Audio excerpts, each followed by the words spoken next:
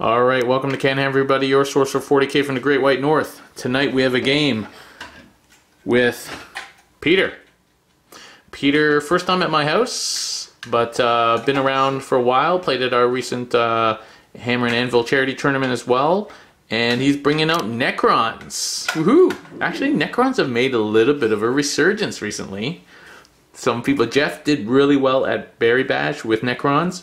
And Necrons went, I think, 4-1 or 5-1 at LVO. There was a player who went 5-1 at LVO with Necrons. So Necrons are making a bit of a resurgence. If they had a bit of a bump, I think there would be a serious threat. So we'll see how it does. The thing we're doing tonight, though, fresh off the print, is the new beta ITC secondaries. So we're going to be trying those out tonight.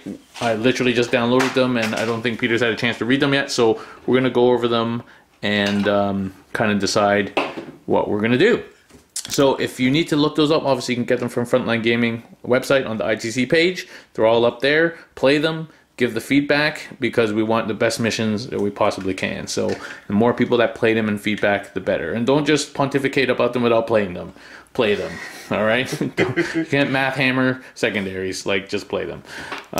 Okay, so we're going to come back with our army lists, and then we'll get started. Alright, here's my Drukhari list for tonight.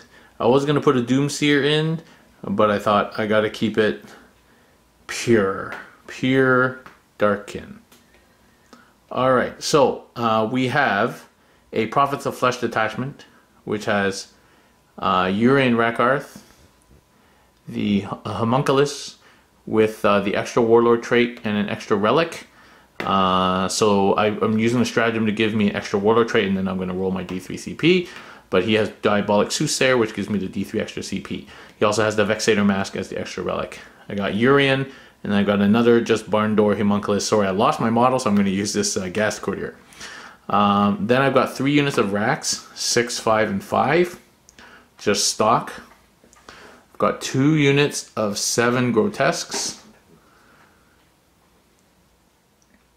There we go. And I have 2 units of 3 Talos. They all have Haywire Blasters and Mako Scalpels and Chain Flails.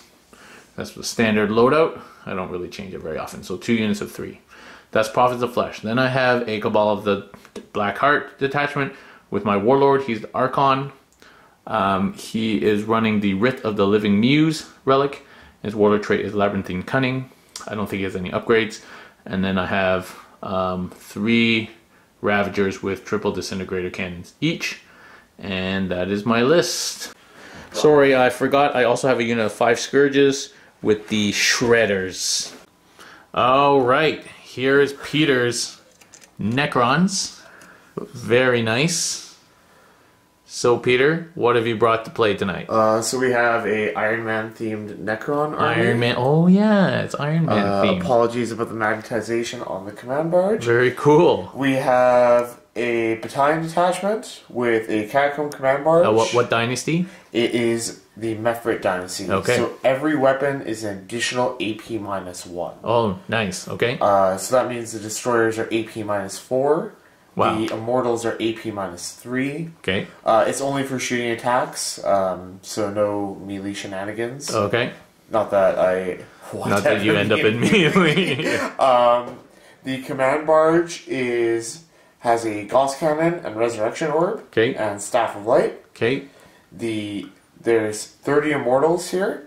3 units of 10. 3 units of 10. The Cryptek is my Warlord. They all have that thing that explodes on 6s or whatever. No, it's Gauss. This is Gauss. So it's Strength 5, AP -2, Okay. AP -3 because of the dynasty. So it's not the one that explodes on 5 and 6s. It's not. It doesn't explode on 6s. Okay, cool. I have Cryptek. the Cryptek, who's my Warlord. For those of you who watch the LVO battle reports for Tabletop Tactics, this Cryptek was the one that took the one Necron player all the way up to the top. Okay. He has Thrall of the Silent King, and he has He has a Chronometron. Thrall of the Silent King doubles the range of any aura ability. So his 3+ invulnerable save aura goes to a 6+ invulnerable. Or sorry, 3-inch invulnerable save goes to a 6-inch invulnerable. Oh, okay. It's not a 3-up invulnerable. No, it's not 3-up. No, that would be crazy. Okay. It's a 5-up. Cool. I apologize. And the same thing for his reanimation protocols. Yeah. It's now a 6-inch bubble to add 1 for it. Cool. In a elite slot, we have the C10 Shard the Deceiver. Oh yeah, where's that guy? Just Oh, to the right here. here. Yeah, cool. And he's the guy who lets you move up D3 units at the beginning of the game. Yeah, and you can redeploy them anywhere you want. Yep, it doesn't have to be within a bubble of the C10. Yep. Which is nice if you want to capture objectives rather than be upfront and aggressive. Cool.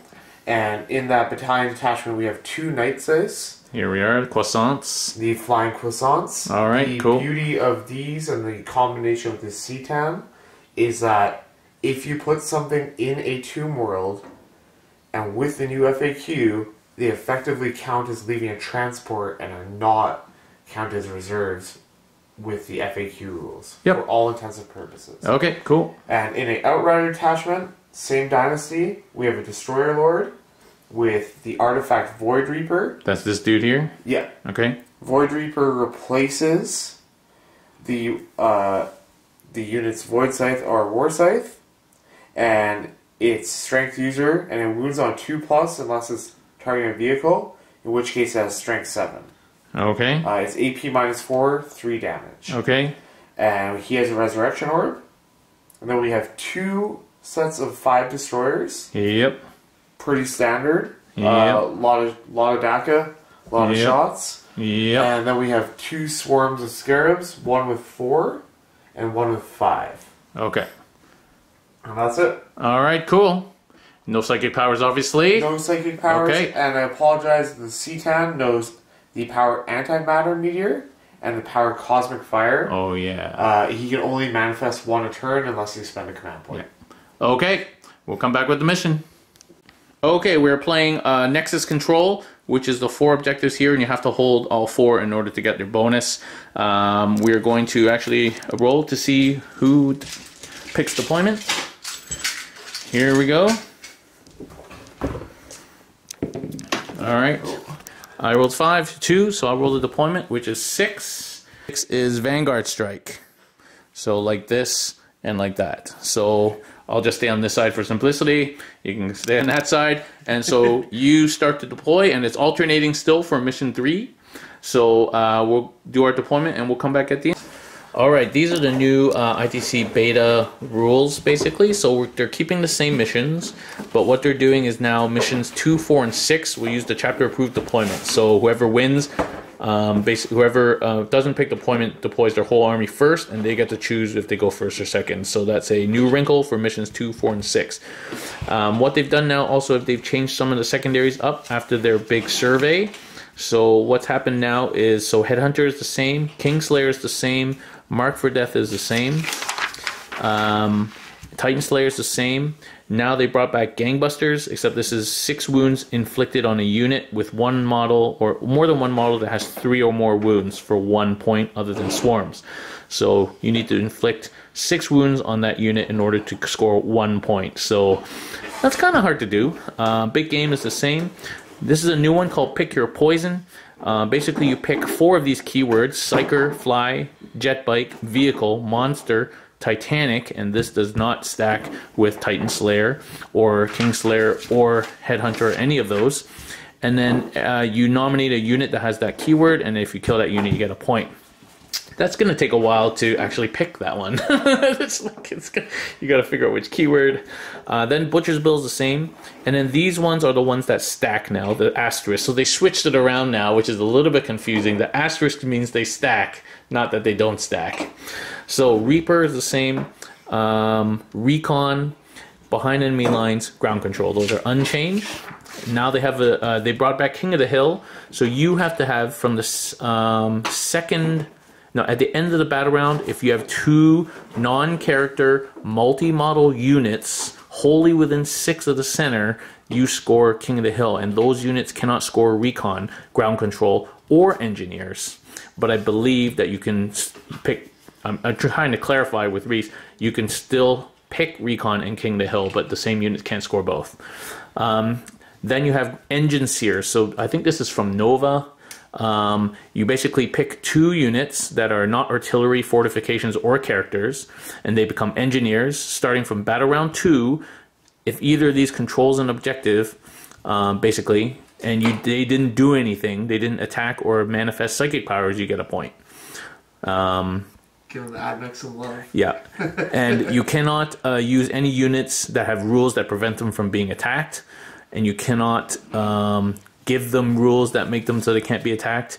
So like you can't give them Cloud of Flies or stuff like that. And then old school is the same as before. Got that, Peter? Yeah, I want to try them out. I don't know. It's very mission specific too. So yeah. Okay, so we finally decided on Recon for myself, Old School, and Big Game Hunter. I chickened out from the new ones, and Peter though is going for Behind Enemy Lines. Pick your poison, and he's picked Talos for the monsters, Scourge for the flies, and a Ravager for vehicles, and he's picked Gangbusters for a unit of Grotesques. So we're going to deploy up now, and then we'll get started. Alright, deployment is finished. I've started with a line of Grotesques. Rax in that ruin, Rax over here, Rax over there, Talos, Rakarth, Ravagers at the back outside of Destroyer range, and the Archon there, and Scourges in Deep Strike. Over here we have Satan, Immortals, Destroyers, Destroyer Lord, the Barge, and the 2 Flyers, and 2 units of Immortals in the Tomb World. And we have Scarabs here, and and Scarabs in those 2 buildings. Okay, well, let's roll to see who gets first turn. Peter gets +1. And I win. Can I seize? Yeah, I'll let you go first. Oh, you let me go first? Yeah, I'll let you go first. Oh, okay. I can't really do much to you in the first turn, so... Yeah, neither can I. That's both the same thing. Okay, CTAM, it's D3 for the redeployment. Okay, here we go. It's not a stratagem, right? It's not a stratagem. Alright, 1. It's 1, so I am going to redeploy one of my Night Sights. It has to be more than 12 inches away. Which puts me in a interesting position. Because 12 inches... Yeah, deployed on the line, basically. So. Actually, can you measure 12 inches from over there? Yeah, like over here? Yeah, and place it just about 12 inches away from there. That'll... Like that? Yeah, that'll do. Is that acceptable? Yeah, that's acceptable. Alright, there it is. Boom, in that facing. Exactly, perfect. Okay, cool. And anything else happen before the first turn? And the C-Tan will just redeploy himself. He can redeploy himself? Yes, so cool. It's the C-Tan and 1 unit. Cool. He will redeploy himself. This is tough. He's gonna redeploy himself here. Okay, right there. In that building. Okay. Yeah. So we'll come on to Necrons, turn 1.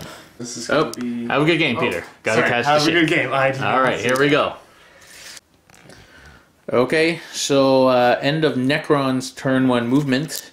The Night Scythe was here, dumped off these guys, and then flew over there. The other Night Scythe was right in the middle. Everything is just kind of bumped up. And these guys moved here, and the sand was in the ruin is now over here. Okay, so there's no psychic phase. We can skip a whole phase this game. Alright, end of Necron turn 1. Basically, shooting took out a couple of Racks, 1 Talos, and 2 Grotesques, so not too bad. And we forgot, he can't charge if he redeployed, so he didn't charge. He failed it anyway. And so Peter got 1 point for holding objective and no other points. So it's 1-0 for Necrons. Going on to Drukhari turn 1. Okay, so Drukhari turn 1 movement. So these racks have come out here. The aim will be to try and wrap up these Immortals. These Grotesques have moved up here to take out this Satan. The Homunculus is tucked in there with the Vexator Mask.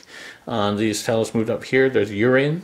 These racks moved across there. These 2 Telos here, we're going to try and take out this Night Scythe. And the racks are on the objective there. The Grotesques have moved up in advance there. And there's the Homunculus over there. And then I got my Ravagers moved up here just to start plinking some stuff with the Archon there. So let's see what happens. Come back at the end of the turn. Okay, end of Drukhari turn 1. So in combat, I took out just one of these Teslas and lost 1 rack. Grotesque didn't manage to take out this dude, so he's down to 5 left. Or 3 left. Did you count up or down? I took 3. I counted. So he has down. 5 left. So he has 5 left. Okay, and I lost 1 grotesque in retaliation. That flyer's dead. That flyer didn't get killed by 2 Talos, and I killed the front destroyer unit with the Ravagers. And that's about it. So we'll go on to...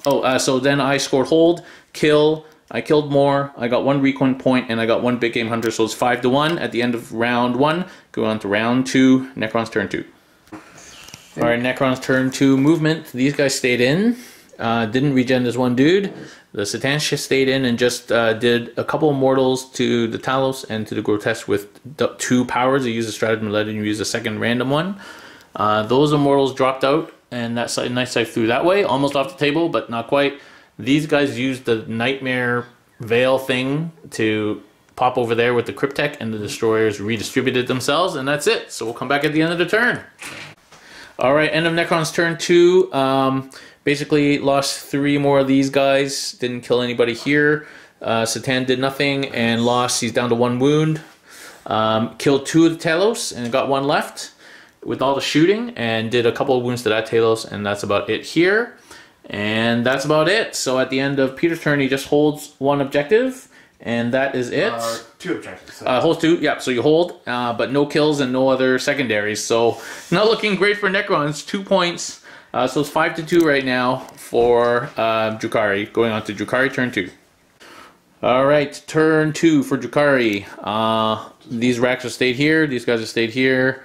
Rax moved up, Urian, that 1 Talos moved up, those Talos moved over there, those Grotesques moved around the corner there, these Racks have moved up here, this Firebase didn't move, and I dropped my Scourges 9 inches away from the Destroyer Lord there, who's the closest model. And that's it, so we'll come back at the end of this turn. But I always play till then. It's just... Okay, cool. I can respect that. Yeah. Okay, so end of Drukhari turn 2. Nothing really much happened here. I think I lost a guy. Killed the Satan, took out a Grotesque with his explosion, killed 7 Immortals and 4 of the Destroyers with shooting and combats. I got my Grotesque in there. I forgot he's got Swarm, so he still holds that objective. Those Talos charged and took out that Night Scythe and took 1 Mortal in explosion. Nothing much happened here. Did you fight? Yeah, you fought back with those guys, yeah. And those Scourges did 4 damage to the Destroyer Lord, but just not enough to kill him. And I scored a bunch of points, so I'm up 11-2 going into round 3. Okay, so we're at the top of round 3. We're going to do the reanimation for these Destroyers now, because I've seen them all come back before. So there's 4 that are gone. On 5-up, 1 comes back. Don't you have a strategy that makes it better? I do have a strategy that makes it better. I should do enhanced reanimation protocols. Yeah. You got CP. Let's do that. Let's burn some CP. I've been too nice with it. You can reroll rolls of 1. So let's do it. Okay. 2 CP. So I'm down to 2, wherever that is. We'll. Yep, 2 CP. There we go. And reroll the 1s. Still just 1 Destroyer. But I'm going to also use the Resurrection Orb. Okay. For that. It's for the same unit, so it should count. So it lets you roll again? Yeah, let's roll again. But your roll sucked. Oh, man. This is what happens with adding. Okay, 1 Destroyer back. 1 Destroyer, and that one is on 2 wounds. Alright, how about these Immortals? And those Immortals, I lost 7. Oh god. Did they have to come back a certain distance away from the enemy? More than 1 inch away, so I'd have to kind of conga line. Oh yeah. Okay. Yeah, you could probably get there. 5, 7. 5s. Well, at least 2 guys come back. So 3 guys. 3 guys. Woo! Okay, and then these guys over here. And those guys, I lost 4. 3 guys. Racks don't kill anything. Those racks are putting in a lot of work, though, man. They just don't die, yeah. Yeah, oh, that's gosh. Nope, we're good. Nothing. Wow, okay. Nothing. That is very... Okay, end of turn 3 for Necrons. Not much happened here. Killed 2 racks there and on the objective. And did a couple of some wounds to the Talos there. These guys charged into Urine and did nothing. Urine did nothing back. And did a wound to the Grotesques, and I believe that is it. So that's another point. So it's 11-3, going on to bottom of 3 for Drukhari. Our army should be Okay, Drukhari turned 3, so the Grotesque came down here and wiped out 4 of these guys. There's 2 left. We killed the rest of these guys and killed the Catacomb Command Barge and consolidated those Scarabs to get that objective. I charged my Scourges into these guys for some reason. They had the Explode stratagem and fought me back, and I actually lost 4 guys. Actually, I owe you a morale there. They're good. Oh, okay, so I got 1 guy there, so I'm not even holding that objective anymore. And then here they killed another rack, although the Talos came in and killed a whole bunch of these guys, so there's 4 guys still there, and they survived the morale too. So at the end of my turn, I scored another 5 points, so it's currently 17-3, going on to round 4. All right, bottom of 4, and Necrons are tabled. With a total of 5 points, which is probably the lowest point total I've ever seen. No offense, Peter, but that's a pretty low ITC point. You usually get 2 per turn just for holding and killing something. Wow, so at the end you did manage to kill 2 rack units, but that's the only things that died the whole game.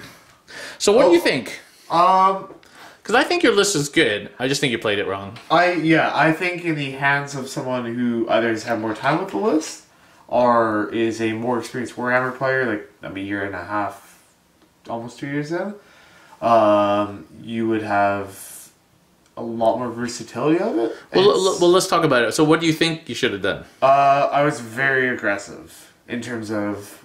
So you should have sat back. Yeah, sat back, let you come to me a bit more. Yeah. I did not use my stratagems very well. Hence, it's turn 4, I still have command points. Well, you have 1 command point. I have 1 command point, but at turn 2, I still had 8 command points. Yeah, because you're trading Extermination Protocols 1 CP for my 4 CP. Yeah, I'm so used to playing other armies against Agents of Vex. The chat is going off the hook right now. No, it's not. No. So I'm used to Agents of Vex being 3 CP, so this is still, like, wrap my head around that. But still a good ratio for you. You should just use it. When you get Vected, it's going to drain me of CPs, right? Yeah, so I should be just spamming that, anything to... Because you didn't use it turn 1, I didn't have to Vect, so then I knew I had some CP to throw around. Yeah, right? Exactly. And so it got me my -1 to hit, which reduced your effectiveness at killing my units. It got me a reroll wound, so I got to use more CP because you didn't use yours. Agreed. I also, someone mentioned running a single Night Scythe. I do agree with it, but if I don't get turn 1, if the Night Scythe dies, like if I don't go first, I feel like then I've lost 100 or 200 points of Immortals just by keeping them on the table in a 2 Mortal. Yeah. So I think running 2 Scythes is still good, and they did do some damage, / took some of the fire away from my destroyers. Like you had to keep focusing your Talos on them. I mean, so I think that the Satan is a trap for Necrons because you have nothing that you really want in your Codex other than Wraiths, maybe, to bump right up into the enemy's face. Yeah. Right. So the issue is you're not allowed to charge. Exactly. With that Alpha Strike. So it's a total trap. The only thing that the Satan was good at was putting 3 monoliths in someone's face. And that was a pretty one-dimensional list that either you table somebody or you got tabled, right? That's true. Your list does not want to end up in my face because this is what happens. Yeah. Your list is a gun line. So you want to sit at the back and shoot. And especially against me, where the only range I really have is Ravagers, and you have a 5-up invuln against all my shooting if you stay in a little castle, you want to just sit at the back and wait till I come to you. It'll take me 2 turns to get to you, because I don't have any advanced in charge shenanigans or anything like that. Yes, that's true. I have no flyers. I have no way of touching you other than with Ravagers for at least a turn. If you deploy way far back to begin with, then because I started deploying at the back, you could have just deployed right far back and given me first turn if you had 1 to roll. Anyway. But... yeah, definitely you should have gone the opposite direction, not towards me. That's fair, yeah. And like I think dropping Immortals into somebody's face is not a great play, almost regardless of who you're playing. There's not almost any army out there where you want to drop your Immortals in their face because you're gonna lose those units to probably not much in return. You'll kill some chaff. So I think that this is a gun line, and you have to play it like a gun line, and then you would have lasted longer, but I don't think you would have won, because then you're not on the objectives. Agreed. So I would have been able to be on the objectives. Part of the allure of that deceiver move is redeploying Night Sights, but then part of my gun line, if we're playing it that way, is definitely out of position, and I have exposed it. So, giving the Cryptek the redeployment, and I forgot the name of the war gear, the redeployment war gear, might be able to give me some more mobility that way. It is ultimately an issue of mobility again with those Necrons. So. Yeah. The thing with Immortals, though, is the T4 3-up save. So they're Marines, basically. And if you put 10 Marines into someone's face, they're going to die. That is true. These ones are a little bit more annoying. They're going to die. Like, actually, these guys lasted so long because Racks really suck at killing Marines. Yeah, Racks. But anything else would have, I could have pulled them out and just shot you with Ravagers, but I just decided that it wasn't worth it. I shoot something else with Ravagers, right? So, and it would take you all game to kill a unit of Racks. So that's why I think like the Night Scythe with the Immortal thing is a trap. I think if you're gonna Night Scythe and bring stuff in, if you can, I don't know if it's legal or not, you put like destroyers or like those, not the destroyers, like those dudes with the big axes. I know you're trying the Praetorians or the. But then the problem is you're stuck for a turn because you can't charge that turn. Yes. So they have to survive, and they probably won't. Right, unless you can also put a Cryptek with them somehow. And there's a variant of them where they could have the Void Blades and 5-up Invulnerables, but they're not as lethal as the Strength 7 War Size. Yeah. So I did look at a way to do 30 of them in a very alpha strikey way, but it was just too much.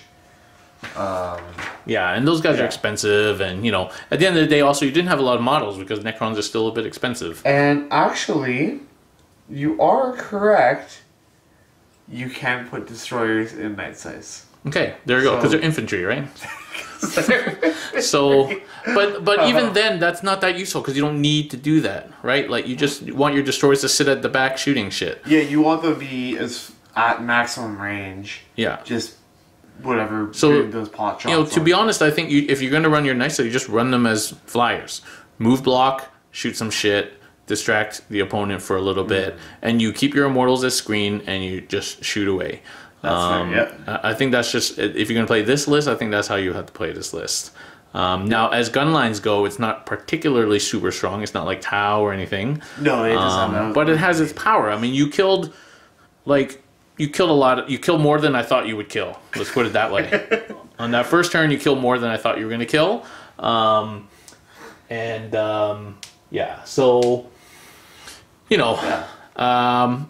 the end of the day, this is a mismatch of powers too, right? Like, so Drukhari is strong, very strong, maybe the best single faction codex, and Necrons is one of the worst, probably. Yeah, I would agree with both of those. I also want to see... It's been a while since I played D. I want to see what could happen. I knew coming in I wasn't going to win against D, but I wanted to see what I could do and in a more competitive environment, to a competitive table, all that, how I can move around. And it was super fun. I'd like to see, I'd almost like to see other people try this list or something similar to it and see what they can do with it. Try your list? Yeah. There's probably tweaks. I could probably take some Annihilation Barges. Doomsday Arcs. Doomsday Arcs, and have some serious firepower coming out. The Quantum Shielding makes it really annoying, especially against stuff like Ravagers, where I can really output the Doomsday Arcs into the Ravagers. Well, I'm doing 2 damage, so you have to roll a 1, don't you? Yeah, but it's you always take the roll, right? That is true. Quantum Shield's best against, like, D6 and stuff like that. Yeah. Even then, just the power output if they don't move. And technically, you could redeploy them if you want to, or whatever. If you ran Deceiver, there's other ways around this. I think if monoliths ever get good again. Nah, they won't. Yeah, they got abused too much in previous editions. Okay, Yeah. Well, thanks for coming over, Peter. Thanks everybody for watching. Thank you guys for watching on the stream. And we'll be back next week with a game against the new Genestealer cults, so that's going to be awesome. Although it's Jamie, so he's going to be a bit salty as always, but you know, we'll put up with it. And thank you very much for watching, and we'll see you guys next time.